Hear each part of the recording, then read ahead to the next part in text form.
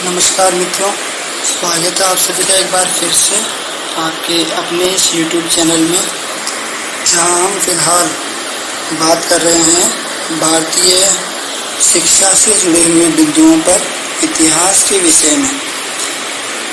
देखिए, भारतीय इतिहास जो है वो अलग अलग परीक्षाओं में अपना एक महत्वपूर्ण स्थान रखता है। उन्हीं में से एक RPSC द्वारा आयोजित और बहुप्रतीक्षित फर्स्ट ग्रेड की परीक्षा भी है। फिर अधीनस्थ बोर्ड द्वारा आयोजित पटवार परीक्षा भी है। राजस्थान बोर्ड द्वारा आयोजित रीट परीक्षा भी है। इन सभी परीक्षाओं में इतिहास एक अहम योगदान देता है, अहम भूमिका निभाता है। और इसी इतिहास के अलग अलग बिंदुओं पर हम फिलहाल विचार कर रहे हैं, जिसमें हमारा आज का जो बिंदु है वो है ब्रिटिश काल में शिक्षा। ब्रिटिश काल में जो शिक्षा पर हम बात कर रहे हैं वो अचानक नहीं आ गया। पाश्चात्य संस्कृति के आने के साथ साथ हमारी शिक्षा पद्धति में भी बदलाव हुए, शिक्षा पद्धति में भी परिवर्तन आया। ऐसा नहीं है कि उन्होंने ही हमें सब कुछ दिया, लेकिन भारतीय संस्कृति में अगर आप देखोगे, भारतीय इतिहास में अगर आप देखोगे, तो प्राचीन सभ्यता जो थी या प्राचीन शिक्षा पद्धतियाँ हमारी जो थी वो भी कहीं अच्छी थी, और उन्हीं में सुधार करते हुए पाश्चात्य या अंग्रेजी हुकूमत जो थी उन्होंने शिक्षा का विकास किया। तो ब्रिटिश काल में भारत में जो शिक्षा का विकास हुआ, उस विकास पर हम आज बात करेंगे। तो सबसे पहले तो अगर आपने अभी तक अपना ये चैनल सब्सक्राइब नहीं किया तो इसको सब्सक्राइब कर दें, शेयर कर दें, लाइक कर दें, और अगर आपको कोई सुझाव देना हो तो आप बेशक उसमें कमेंट भी कर सकते हैं। देखिए, एक नाम आता है चार्ल्स ग्रांट का, ब्रिटिश अधिकारी चार्ल्स ग्रांट का। इन्होंने सबसे पहले अंग्रेजी भाषा में शिक्षा और अंग्रेजी स्कूल खोलने का प्रयास भारत में किया। इसीलिए इनको आधुनिक शिक्षा का जन्मदाता कहा जाता है। तो एक प्रश्न बन गया हमारा कि आधुनिक शिक्षा का जन्मदाता कौन? आधुनिक शिक्षा का जन्मदाता है चार्ल्स ग्रांट, जिन्होंने भारतीय संदर्भ में अंग्रेजी शिक्षा का सूत्रपात किया। फिर मुगल काल में मुख्य भाषा कैसी थी हमारी? फारसी। लेकिन धीरे धीरे हम अंग्रेजी की ओर रुख करने लगे, क्योंकि यहाँ पर अंग्रेजी हुकूमत आ गई थी। 1813 का जो चार्टर है उसमें शिक्षा पर 1 लाख रुपए खर्च करने की बात कही गई थी, और यही जो 1 लाख रुपए का खर्च है वो आगे जाकर के 1833 का जो चार्टर था, उस 1833 के चार्टर में कितना हो गया? 10 लाख। यानी इन्होंने भारतीय शिक्षा का इतना ध्यान रखा, भारतीय शिक्षा के विकास में अंग्रेजी हुकूमत का इतना बड़ा योगदान है कि 1 लाख रुपए से मात्र 20 वर्ष के अंदर 1 लाख रुपए का 10 गुने 10 लाख रुपए तक इसको शुरू कर दिया गया।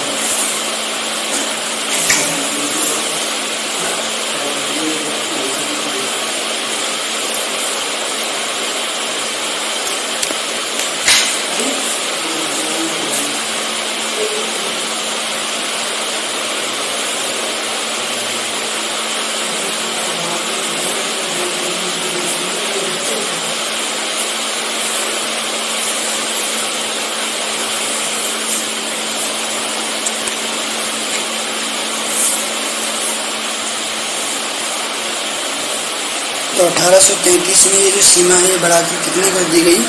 10 लाख रुपए। ये जो 10 लाख रुपए हैं भारतीय शिक्षा पर खर्च किए जाते हैं। तो इससे हम अंदाज़ा लगा सकते हैं कि अंग्रेजी हुकूमत भारतीय शिक्षा के प्रति कितनी समर्पित थी। अलग अलग समयों पर इन्होंने अलग अलग विश्वविद्यालय भी खोले, जैसे कि राजा राम मोहन राय के साथ मिलकर के कलकत्ता का हिंदू कॉलेज खोला गया। ऐसे ही डेविड हेयर जो है उन्होंने कलकत्ता में बिशप कॉलेज खोला। तो ये अंग्रेजी हुकूमत के द्वारा दी गई कुछ संस्थाएं हैं जिनको हमें सुपुर्द किया गया। विलियम बेंटिक जो हैं उन्होंने 1835 में भारत में क्या खोला? एक मेडिकल कॉलेज खोला। कुल मिलाकर के हम ऐसा मान सकते हैं कि अंग्रेजी हुकूमत जो है उसने भारतीय संदर्भ में शिक्षा का प्रसार ही किया है, शिक्षा को फैलाया ही है। इसी तरह से एक सिद्धांत का नाम आता है अधोमुखी सिद्धांत। अधोमुखी निस्संदन। अधोमुखी निस्पंदन का सिद्धांत। ये सिद्धांत क्या था कि आप पहले उच्च वर्ग को शिक्षित कीजिए, उच्च वर्ग को अंग्रेजी हुकूमत के द्वारा अंग्रेजी शिक्षा दीजिए, फिर धीरे धीरे ये निम्न वर्ग की तरफ, यानी निम्न वर्ग जो है वो अपने आप इनसे प्रेरित होता चला जाएगा। इसी को अधोमुखी निस्पंदन का सिद्धांत कहा गया और इसी सिद्धांत को टपकन या रिसाला का सिद्धांत भी कहते हैं। टपकन या रिसाला का सिद्धांत। अधोमुखी निस्पंदन का सिद्धांत जो है उसी को टपकन या रिसाला का सिद्धांत भी कहा गया। सबसे पहले पुर्तगालियों ने भारतीयों को शिक्षा की बात कही और जेसुएट कॉलेज की स्थापना की। ठीक इसी कड़ी में वॉरेन हेस्टिंग्स जो हैं उन्होंने सबसे पहले शिक्षा देने की शुरुआत की और विलियम जोन्स जो है उन्होंने कलकत्ता में एशियाटिक सोसाइटी की स्थापना की।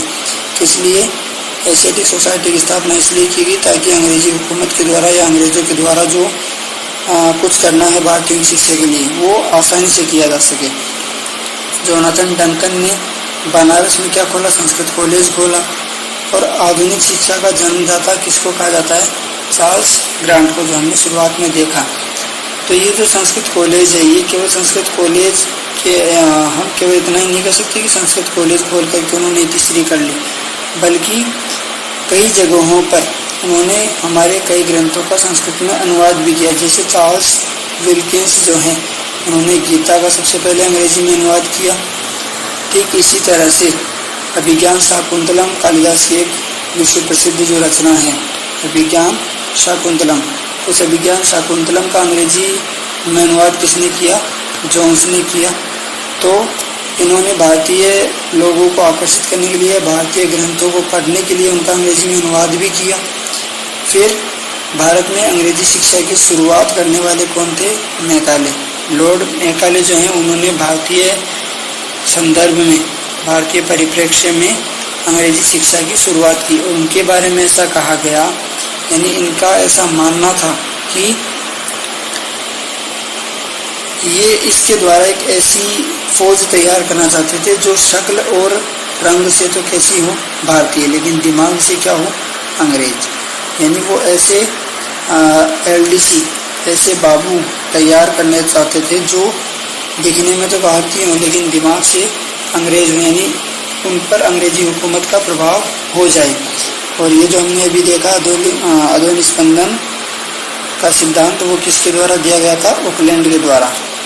तो 1854 में वुड डिस्पेच आया जिसको लाने वाले कौन थे, चार्ल्स वुड। इन्होंने क्या किया, लंदन यूनिवर्सिटी की तर्ज पर बंगाल, मद्रास, बॉम्बे में विश्वविद्यालय खोले और इसी को यानी चार्ल्स वुड के द्वारा लाया गया जो वुड डिस्पेच था उसी को क्या कहा जाता है, शिक्षा का मैग्ना कार्टा कहा जाता है।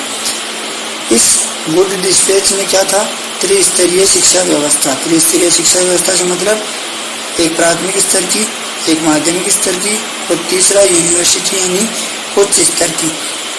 तो सबसे पहले प्राथमिक स्तर के बारे में उन्होंने क्या कहा कि प्राथमिक स्तर की जो शिक्षा है वो स्थानीय होनी चाहिए और मातृभाषा में होनी चाहिए, यानी मातृभाषा को इन्होंने सर्वोच्च रखा है, मातृभाषा को इन्होंने प्राथमिकता दी।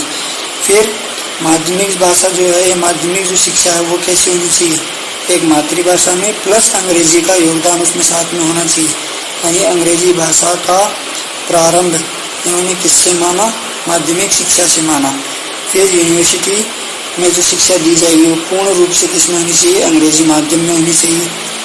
और जो चार्ल्स वुड हैं उन चार्ल्स वुड ने क्या किया, सबसे पहले महिला शिक्षा के विषय में भी बात की। 5 स्थानों पर लोक शिक्षा विभागों की स्थापना की गई और बेथुन के नेतृत्व में, बेथुन अंग्रेज अधिकारी, तो बेथुन के नेतृत्व में महिला पाठशाला की स्थापना की गई। तकनीकी व्यावसायिक शिक्षा को बढ़ावा दिया गया। ये सारी जो चीज़ें हैं वो अंग्रेजी माध्यम के द्वारा ही है या अंग्रेजी हुकूमत के द्वारा ही है।